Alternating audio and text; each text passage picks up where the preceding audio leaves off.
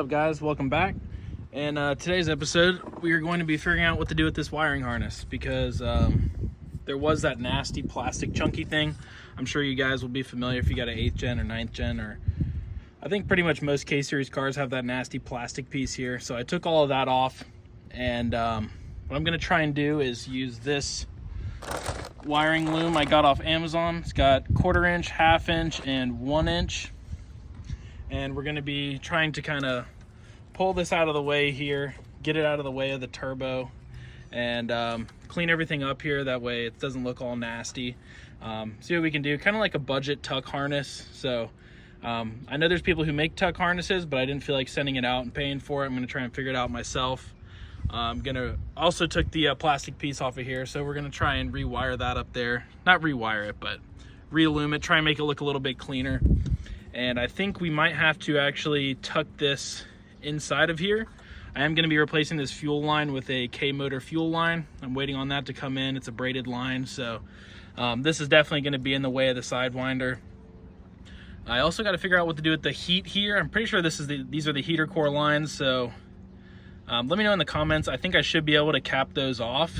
And then my new water outlet that I'm going to put on here, which you guys will see that. I'm going to do that tomorrow, but it'll still be in this video. With the new water neck, we're going to have a straight radiator hose from K24 Racing that we got. I know there's a nasty oil leak here. I also have to fix that as well. I just didn't put Honda Bond on here when I did the valve cover gasket job. But other than that, let's get right into it. Let's go ahead and start cleaning this up, and you guys can see what it's going to look like.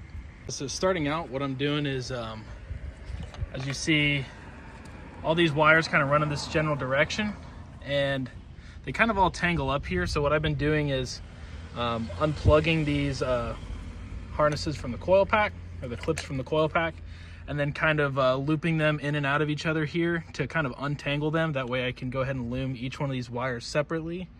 That way it's a lot cleaner. So yeah, I'll show you guys what it looks like once I got these all sorted out. All right, so we made a little bit of progress with the DIY tuck harness. We got all the coil packs and the VTEC solenoid, oil pressure sensor, all that stuff loomed up. Still got to work on this here and kind of figure out where to tuck this. But for now, we're going to go ahead and install this water outlet. It's a eBay replica. I know K24 makes one, but this one's a replica, but hopefully this should work. And we got this hose from K24 Racing. So it's a straight through hose, so it should connect straight to the radiator. But we're going to go ahead and replace this here. Looks like it's just going to be 4 bolts, and hopefully it should go right on. All right, so we got a little bit more work done on the tuck harness before we did the water outlet. So I don't know. I think it looks all right. We got some 1-inch loom here. These are all 1/4 inches.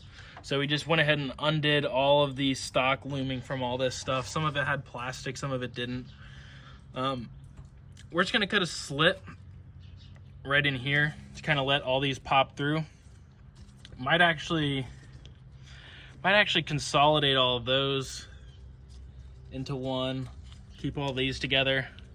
That might look a little, that'll definitely look smoother. So yeah, I'm gonna go ahead and probably put some 1/2 inch on here, see if I can fit all these in a 1/2 inch. And then, yeah, then this will be nice and tucked, so looks pretty decent. Hopefully that should be out of the way enough for the Sidewinder, so we'll see. We'll go ahead and get started on this water outlet in a few minutes here.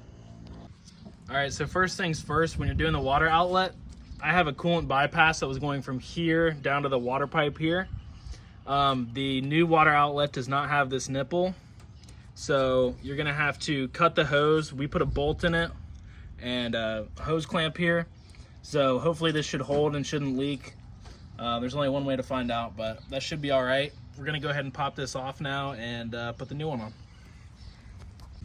All right, so this is the stock water outlet here, which is definitely gonna be in the way of the Sidewinder. This is the new one, so it's about 1/2 the width. They're actually gonna be replacing these studs here with Allen bolts. So pretty much what you wanna do is get one nut on there, put it on backwards, tighten it all the way down, put the other nut on there, and then you're gonna hold one wrench on this one, tightening it this way, and then you're gonna crack the other one back, and then what that's gonna do is pull out the stud here, and then we can replace it with the bolts that came supplied with the kit. And then we just have to angle the the back swivel here. That way this lines up properly. And then, yeah, I'll show you guys once this is in.